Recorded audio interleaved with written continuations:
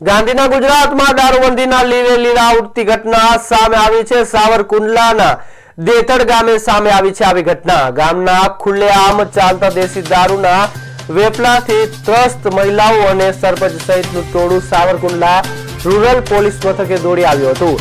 સ્થાનિકોનો આક્ષેપ છે કે ગામમાં અશ્વિન વાઘેલા નામનો બુટલેગર બેરો કટ્ટો દારૂ વેચી રહ્યો છે, જેના કારણે અનેક પરિવારો બરબાદ થઈ રહ્યા છે।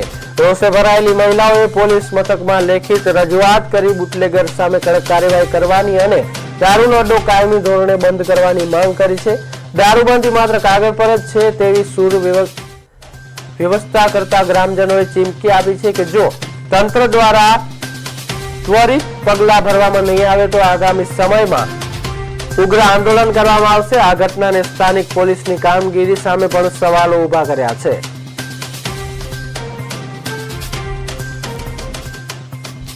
અને અમારા ગામમાં દારૂનું દૂષણ બહુ વધી ગયું છે અને એના હિસાબે બેન દીકરીઓને બહાર નીકળવું બહુ તકલીફ પડે છે। એટલે ગામ લોકો ભેગા થાય અને રજૂઆત કરવા આવ્યા છે। એટલે અમે સાહેબને રજૂઆત કરીને અરજી આપી છે કે ભાઈ આ અમારા 24 કલાકની અંદર દારૂનું દૂષણ દેતળમાં રહેવું ન જોઈએ। દારૂ વેચતા હોય અને એનાથી લોકો બહેનો દીકરીઓ અને જે સજ્જન વ્યક્તિઓ છે તે કંટાળી ગયેલું હોય તે બાબતે આપણે પીએસઆઈ સાહેબને રજૂઆત કરેલ છે અને એક આગેવાન તરીકે પણ આપણે 24 કલાકની અંદર સાહેબ પાસે એવી માંગણી કરેલ છે કે દેતડ ગામની અંદર 24 કલાકની અંદર સદંતર દારૂનો વેપલો એ બંધ થવો જોઈએ। દારૂ પી પીને અમારી છોકરીઓ બેન દીકરીની ઇજ્જત લૂંટવા હોતન જાય છે અને અમારી બાજુમાં જ રહેશે। અમારા આદમી મજૂર માણસ છે, અમારે થોડું 24 કલાક એકલાને ઘેરે રહેવાય સાહેબ। અમારે એનથી છે ને ગામ મેકાવાનું છે, બીજું કઈ નહીં। અમે બહુ ત્રાસ આવી ગયો છે હવે દારૂથી।